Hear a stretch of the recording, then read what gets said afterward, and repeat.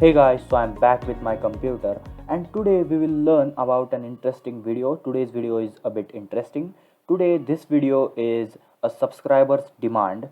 One of my subscriber told me in my comments that he wanted a video on LCM and GCD, which stands for least common multiple and greatest common divisor. So this video is for him.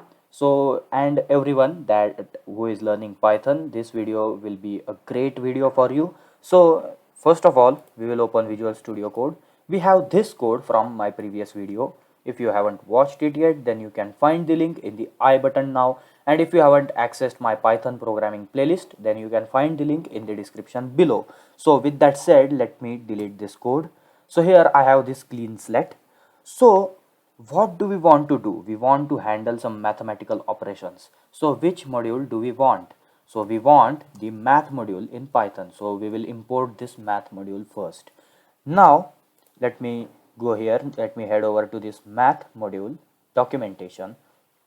So in my previous video where I explained this math module, I told you to read all of these methods, and there, by reading all of these methods, you will get an idea about LCM and GCD. Some of them may have read this already and some of them who haven't. This video is for them. So here, as you can see, if I will head over to this, you can see math.gcd, return the greatest common divisor. So this is 1. Our first problem is now solved, and math.lcm, which will return the least common multiple, this is number 2. So these are just two simple methods in our math function, not in our math function, in our math module. So what we can do is we can simply use these methods like math.lcm, not lcd, sorry. So math.lcm, let's check the least common multiple for 12 and 24. So if I will run this code, I will get 24. Okay, so I have to print that first. So let me simply print the output here on the terminal. So with using this print function, with using this LCM function, we should get 24 printed on our terminal. So as you can see, so what is least common multiple? You can read about this LCM and GCD, about these two functions, or about these two operations in math on Google. So you can search on Google for LCM and GCD. Okay, so if you have not watched the video where we have covered the math module in Python, I will leave the link in the I button now. So we have this math.lcm, and similarly we have this math.gcd. So GCD. So we have these two methods. Let me run this code again. And here, as you can see, we have 24 and we have 12. So 12 is the GCD and this 24 is the LCM, which we have here.